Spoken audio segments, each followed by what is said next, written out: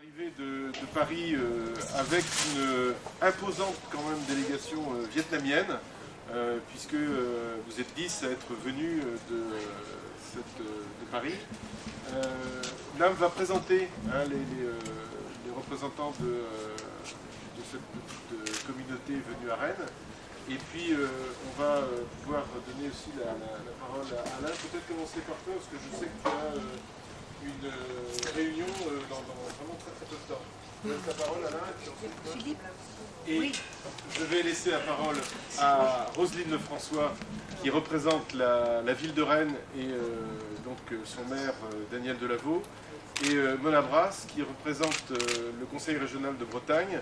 J'avais contacté Christian Guillon-Var dès cet été, qui a réagi très rapidement.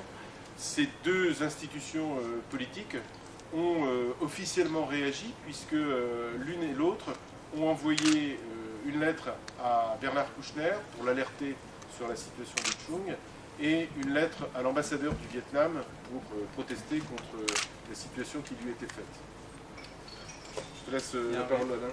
Je voulais vous dire que lorsque Philippe est venu me voir pour me demander si vous pouvez faire une petite réunion dans nos locaux, je n'ai pas réfléchi longtemps. J'ai dit nous avons un étudiant qui a quelques soucis, donc symboliquement j'ai souhaité qu'on se réunisse ici à la cafétéria des étudiants, car c'est bien un étudiant qui nous a quittés en 2007. Parallèlement, il est vrai que je suis aussi directeur de l'INSA, mais c'est avant tout en qualité de citoyen que je viens ici, tout simplement pour la défense de valeurs fondamentales, pour la défense de la liberté, et néanmoins je peux aussi me préoccuper du devenir de nos étudiants. Il me semble que nous nous efforçons tous de leur inculquer une culture aussi large que possible. Nous les sensibilisons autant que faire se peut aux valeurs humaines et sociales, et je crois que lorsqu'ils sortent de chez nous, ils sont empreints, je pense, d'un esprit de liberté, y compris dans leur métier d'ingénieur, mais y compris, je pense, du moins j'espère, en tant que citoyen. Et donc c'est au nom de tout ça que je souhaitais m'associer à cette réunion. Et puis je vais laisser la parole maintenant aux autres. Si Roselyne et Mona, vous voulez bien exprimer le point de vue des institutions. Moi, je voudrais, Monsieur le Directeur, vous dire que c'est avec beaucoup d'émotion, effectivement, que je suis là ce midi pour, bien sûr, marquer l'engagement d'une ville et une volonté politique d'avoir, évidemment, un soutien en faveur d'un étudiant rennais en Bretagne.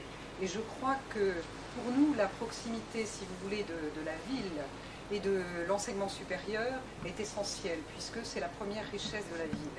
Et quand on forme des étudiants, quand il est question de formation, évidemment, on le prépare à une intégration en tant que citoyen. Et qui dit citoyen, dit droit et devoir. Droit et devoir, qu'est-ce qu'on peut lui reprocher à Trung? On lui reproche d'avoir voulu déstabiliser le régime au Vietnam. Je crois que, bien sûr, sans s'immiscer dans le fonctionnement effectivement du Vietnam, dans le fonctionnement évidemment du pays, il est essentiel d'avoir des nouvelles, il est essentiel d'avoir des informations sur ce qui lui est reproché. Parce que vouloir une plus grande démocratie, vouloir évidemment participer à la liberté d'expression, ce n'est que bien sûr une approbation de notre part. On ne peut qu'être ravi que des jeunes s'engagent et militent pour qu'une société évolue. Donc je pense que là-dessus, nous avions tout à fait un devoir d'être présents ce midi. 2 courriers ont été adressés, bien sûr, en accord avec le conseil municipal, en accord aussi avec le maire de Rennes que j'ai signé. Ces 2 courriers, je les ai signés. Un que j'ai envoyé à l'ambassadeur du Vietnam pour lui demander, bien sûr, des informations sur la situation exacte aujourd'hui de Trung, et puis aussi un courrier bien sûr à Bernard Kouchner, ministre des Affaires étrangères, qui représente les intérêts de la France, évidemment, et qui doit, en liaison avec l'ambassadeur de France au Vietnam, je pense à bien sûr M. Bolo, nous donner des nouvelles et nous donner des informations.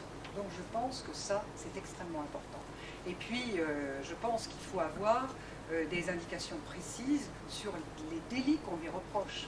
Si il est déjà mis au secret, s'il est déjà depuis début juillet tenu à l'écart, comment voulez-vous que les choses avancent si nous ne sommes pas informés et si même sa famille, son frère ne savent même pas s'il est en vie? Je discutais tout à l'heure avec son frère, madame qui est présent, et il me disait qu'ils viennent de savoir qu'il est en vie. Vous imaginez ce que ça veut dire depuis le mois de juillet de ne pas avoir de nouvelles. C'est pour nous la plus grande privation. Être enfermé sans nouvelles, pour nous, dans une société démocratique, c'est inacceptable. Donc voilà les raisons pour lesquelles j'étais là et je suis là ce matin.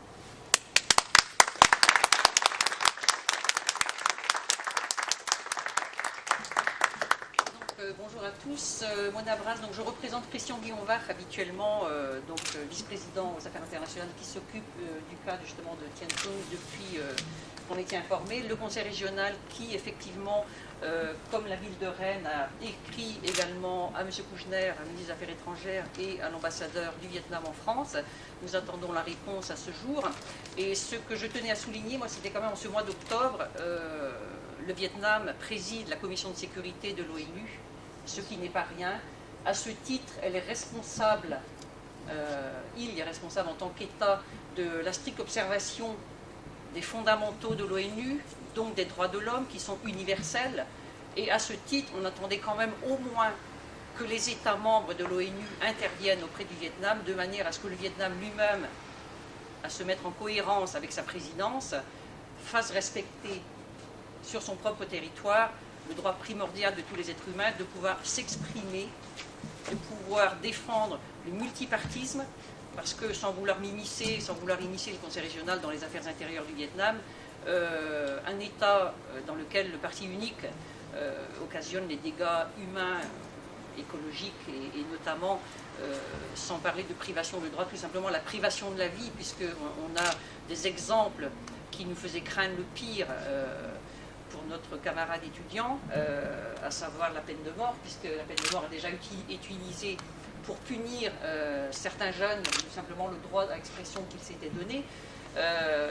Le fait que Trong Thien soit vietnamien, il a fait ses études en Bretagne, il est breton de cœur, il a passé 5 ans avec nous.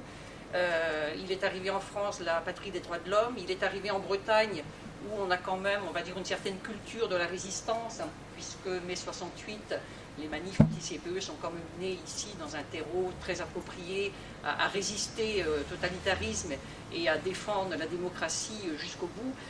Donc on va dire qu'il a été à bonne école, qu'il est retourné de son plein gré au Vietnam pour y effectuer son service militaire, ce qui prouvait bien qu'il n'avait légitimement ni moralement rien à se reprocher par rapport à son pays, qu'il était prêt à le servir et à faire bénéficier la population du Vietnam de ses compétences acquises ici pendant 5 ans, ses compétences d'ingénieur informatique, et que donc ce qui lui arrive est proprement scandaleux, j'utilise le terme à dessein, c'est proprement scandaleux d'un point de vue humain et d'un point de vue des droits de l'homme tout simplement, et que le Conseil régional de Bretagne tenait à le dire publiquement, l'a fait savoir par courrier et le réaffirme ici publiquement.